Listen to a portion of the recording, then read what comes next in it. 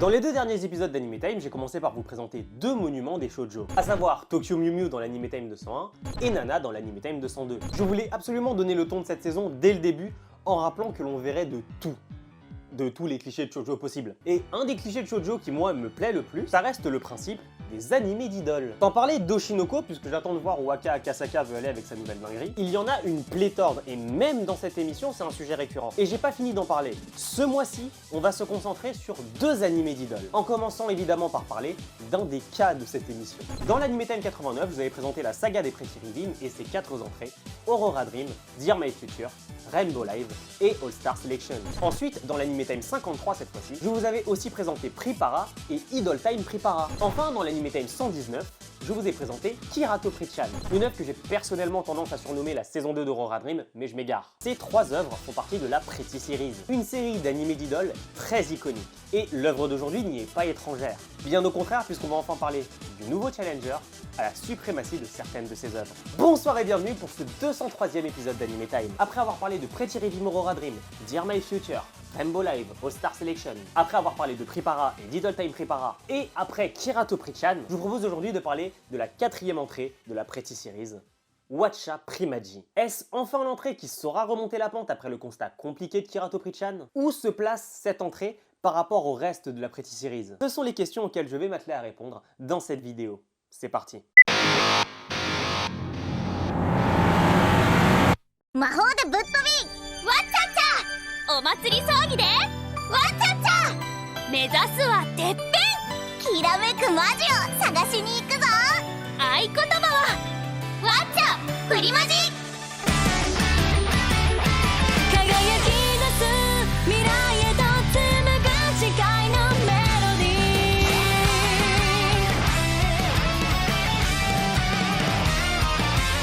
胸の鼓動を高鳴る期待と不安がここに多忙として足が震えてつまずいても大丈夫一人じゃない手を握るよチャンスはいつでもそばで夢をつかむ決意がきっと君を強くさせるよ輝き出す未来へと紡ぐ誓いのメロディー好きな溢れるくらい叫び続けました走り出したイメージを超えたままのリズム純粋な気持ち抱いてずっとプロへ続けた君のドリーミングソング聞かせて迷うこともやめたその胸にキラキラカムトゥキラキラウィカンブルー Comme dit précédemment, Watcha Primaji est la 4e entrée dans la Pretty Series. 8e animé en ordre de diffusion, mais logiquement 9e. Et comme pour Pretty Rhythm, pour Prepara et pour Kirato Pri-chan, Watcha Primaji est aussi adapté à partir d'une putain de borne d'arcade. Même en me forçant, j'arrive toujours pas à comprendre, c'est censé durer combien de temps un jeu dans une borne d'arcade? Longtemps ou c'est juste moi qui suis trop nul pour passer les niveaux 1? Idem que pour Prepara ou pour Kirato Pri-chan, Watcha Primaji est prépublié dans le magazine Chiao depuis septembre 2021. La borne d'arcade, elle, est sortie depuis le 1er octobre, et le 3, l'animé a commencé à être diffusé pendant un an. L'animé est produit comme pour toutes les entrées de la Pretty Series par Takatsuno Productions et Dongwoo NAE. Watcha Primaji dure 51 épisodes, pas de saison 2. Et c'est un point très intéressant, croyez-moi. Aira Harune, Miya Agea, Naru Ayase, Lala Manaka, Yui Yumekawa, Amari Katasumi et enfin Mirai Momomiya. On a eu dans la Pretty Series beaucoup de personnages principaux très différents les uns des autres. Mais le truc avec celle-ci, c'est qu'elle se démarque vraiment des autres, mais que sur un tout petit point vous allez voir. Matsuri Ibino. Mais pour l'instant Matsuri on s'en fout complètement parce que le début de l'anime ne se passe pas dans notre monde, mais ailleurs, à Jean Mulder. Dans le monde magique, au début de l'anime, on y retrouve Miyamu. Mais même avant de parler de Miyamu, je vous introduis 4 termes. Primaji, ce sont les spectacles, donc les prismes chauds. Manamana, c'est le nom des habitants du monde magique, comme Miyamu. Et Chupi, c'est ceux de d'autres mondes. Et enfin, le Watcha, c'est le nom de la source magique, mais j'y reviendrai. Et j'espère que vous avez bien retenu ces termes parce que vous allez encore en bouffer. Pour en revenir à Miamu, comme c'est une petite rigolote, elle a décidé de s'infiltrer dans l'Académie du Monde Magique pendant que Festlida faisait un discours devant une foule de mana en délire pour faire simple, et lui a shippé ce bouquin. Alors ce bouquin, c'est ce qui contient toutes les cartes de vêtements, comme dans Pripara ou dans Rainbow Live avec les Prism Stones. Mais Miamu a pas vraiment le temps de le savoir avant de se faire défoncer pour cet affront. Mais passons, avançons à Matsuri pour parler de sa particularité. Lorsqu'on retrouve Matsuri, devinez où elle se trouve. Vous le savez déjà. Hein. Devant un Prism Stone, toujours. Elle regarde sur l'écran géant devant le Prism Stone un Primagie de Jennifer Sumiresol. Et le pire, c'est qu'elle chante. Hein. Eh bien, on sent que Matsuri est fan de Jennifer. Mais que peut-elle faire devant un Prism Stone, me demanderez-vous? Ben, elle a besoin de courage. Pourquoi faire? Peu importe, de toute façon, le courage ne lui vient pas. Et on ignore évidemment l'énorme flash de lumière derrière elle qui vient de cette carte. Et de cette carte, c'est Miamu qui en sort, en demandant, si on peut appeler ça une demande, à Matsuri de devenir sa partenaire de Primagie. Parce que oui, je vous rappelle que depuis Rainbow Live, tous les personnages ont une mascotte, même dans Kirato Prichan. Même si le Kechan en est une, hein, je vous jure. Dans Watcha Primagie, c'est à peu près pareil. À savoir qu'il est nécessaire, je dis bien nécessaire, d'avoir un mana comme partenaire pour un Chupi. Pourquoi? Mais en fait, parce que les Chupis sont une source intarissable de Watcha. Vraiment l'impression de parler, mais comme un demeuré actuellement. Je reformule en français. Via les Primagie, il est possible de récolter une grande quantité de magie pour les habitants du monde magique. Cette énergie vient du public humain lorsqu'il kiffe sa mère à concert. L'avantage, c'est que ça renforce la magie du mana, mais surtout qui permet de faire ce qu'on appelle une Primagie Illusion.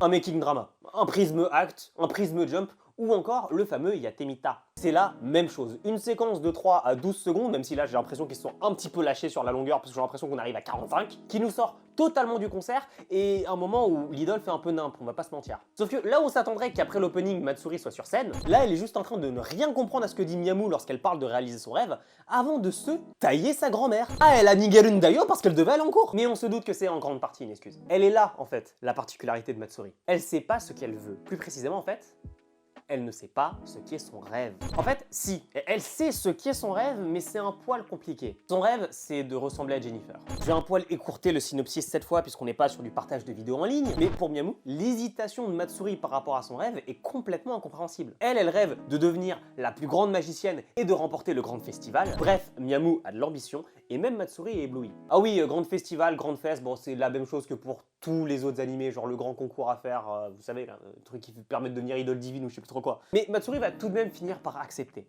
Parce qu'en fait, elle va comprendre quelque chose via une interview de Jennifer. Ce qui compte, ce n'est pas son talent, son rêve, ou même le fait que les Chupis n'ont pas de Watcha, mais simplement son amour du Primagie. C'est tout ce qui compte. Elle retrouve donc Miamu avec une motivation retrouvée et décide donc de s'inscrire auprès de Madame Matsurida en tant que nouvelle Primagie Star, avec comme partenaire Miamu. Et le moins qu'on puisse dire, c'est que Matsuri pour le coup a un talent qui est assez incroyable, celui de récolter énormément de Watcha. Depuis son premier concert. Elle sait envoûter le public en d'autres termes. Le problème néanmoins, c'est que les Primagie sont gérés par une entreprise nommée Omega Corporation. Mais comment dire? Comme toute entreprise, il y a toujours une couille. Cette entreprise d'ailleurs est de mèche avec l'Académie de magie de Festlida. Mais sachant qu'il l'observe, Matsuri, que pourrait-il attendre d'elle? Que pourrait-il attendre d'une simple Chupi à l'incroyable potentiel de pouvoir récolter beaucoup de Watcha? Et surtout, que pourrait-il attendre de Miamu? Une mana avec un potentiel magique énorme. Je le sais et c'est ultra intéressant, mais le seul moyen que vous avez de le savoir, c'est évidemment de vous abonner à la chaîne, mais également d'aller découvrir Watcha Primagie par vous-même. Pour conclure sur Watcha Primagie, ouais non, on va pas se mentir, ça va pas le faire là. Alors encore une fois, prenons Watcha Primagie à part. C'est en beaucoup de points un très bon animé d'idole. Et on sent que cette 4e itération n'a pas été faite à la légère. Quoique, le problème encore une fois, c'est que Watcha Primagie, c'est pas juste Watcha Primagie, c'est la 4e itération de la Pretty Series. Donc il est en compétition directe avec des mastodons comme Pripara par exemple. Je cite Pripara déjà parce que c'est l'itération qui dure le plus longtemps dans le temps, mais on en reparlera bientôt. Mais surtout, qu'est-ce qu'on fait quand on a une série comme ça? On va comparer l'itération actuelle à la précédente. Dans mon 119e épisode d'Anime Time sur Kirato Prichan, je comparais essentiellement ce dernier à Pripara, sans parler de ses accents très Aurora Dream, et surtout que putain les cons ils ont fait du foreshadowing, ils ont ramené Lala et Yui dans la saison 3. D'ailleurs, j'ai capté seulement en écrivant cette vidéo que tous les noms alternatifs de personnages sont des énormes blagues. Par exemple, Naru Ayase dans Kirato Prichan, c'est Naru Shiawase. Littéralement Naru Bonheur. Et Yui Yumekawa, c'est Yui Gekikawa. On passe de rêverie mignonne à super mignonne, ils se foutent de notre gueule. Plus sérieusement, si je pensais que Kirato Prichan était un sérieux downgrade par rapport à Pripara, en se plaçant notamment trop dans la lignée d'Aurora Dream, je l'ai déjà dit, Watcha Primagie, c'est encore pire, et ça avec l'exploit de ne faire aucune référence directe à un personnage d'une autre itération. Ce que j'entends par référence directe, c'est que... Bon, vous savez quoi, on va le dire de but en blanc. Je suis désolé, mais vous ne me ferez jamais croire que Jennifer Sumiresol et Anju Shiratori ne sont pas la même personne. Déjà, juste le fait que de base, sans parler du concept, on est, dans les deux cas, l'idée de l'ancienne idole qui montre à moitié la voix aux autres personnages, en prenant en plus de ça une part intégrante de l'intrigue, c'est pas une bonne idée 2 fois de suite. Point donné à Watcha Primaji cependant que Jennifer ne dépende pas de Mirai Momomiya quand même. Et s'il y avait que ça, vraiment, il n'y aurait pas eu de souci en soi. Le vrai souci de Watcha Primaji, et je vais être très désagréable, c'est son manque d'intérêt par rapport à l'audience qu'il cible. Watcha Primaji ne se rattache à rien, a sa propre vision du concept de show d'idole, de Primaji, qui n'est d'ailleurs pas comparable même en surface à Rainbow Live, qui a, il faut le dire, le concept le plus barré possible avec Rinne. Watcha Primaji aurait dû m'intéresser, Watcha Primaji aurait dû me captiver. Et c'est en partie vrai, on en parle dans un instant, mais ça n'a pas été le cas précisément en fait pour un seul point. Est-ce que quelqu'un a vu de l'intérêt dans le personnage de Matsuri? Pour reprendre ce que je dis dans mon 135e épisode d'Anime Time sur Mao Senso, Matsuri est un pot de fleurs, pas un festival. L'intérêt de toutes les entrées de la Pretty Series, c'est que c'est toujours le personnage principal qui brille le plus. Et que de par sa brillance, même si elle peut être relative au début, spécifiquement dans le cas de Mirai par exemple, mais au bout d'une dizaine d'épisodes, c'est bon, on sait qu'elle est là, on sait qu'elle va tout soulever et on peut s'intéresser aux autres. Non mais réellement, Aira par exemple, tu ne vois qu'elle. Si tu mets Mion à côté, tu ne la vois plus, mais quand même. Mia, cherchez pas, j'ai zappé le nom de tout, mais absolument tous les autres personnages de son groupe. Sauf Ayumu et Yein aussi. Parce qu'ils avaient amené des coréennes et du coup, ça changeait un petit peu. Happy Naru, Happy Naru. J'adore tous les personnages de Rainbow Live, mais Naru, bordel. Lala, elle était un peu effacée à côté de Mirai au premier épisode. Épisode 2, elle a fait un 0 à 100, même si Aloma, c'est ma préférée de Prepara. Yui Fremoine, elle a mis sa tête contre la caméra. Jamais vu ça, elle a mis une vitesse à toutes les autres. Mirai, bon, il lui a fallu un tour de chauffe, mais sinon, vraiment, c'est ok. Matsuri, par contre... Bon, la tente est longue, Surtout en fait parce que Miyamu lui vole tout intérêt. Et c'est une parfaite transition pour justement terminer cet épisode avec une question. À qui s'adresse Watcha Primaji en fait? Certes, on peut y retrouver quelques bribes d'anciens personnages attachants qu'on a pu retrouver dans d'anciennes itérations. Ina ressemble à Rizumu et Anne par exemple, Lemon à Michiru, et j'en passe. Mais Matsuri en fait, elle ressemble pas à un personnage de la Pretty Series. Non. Vous savez à qui Matsuri m'avait fait penser?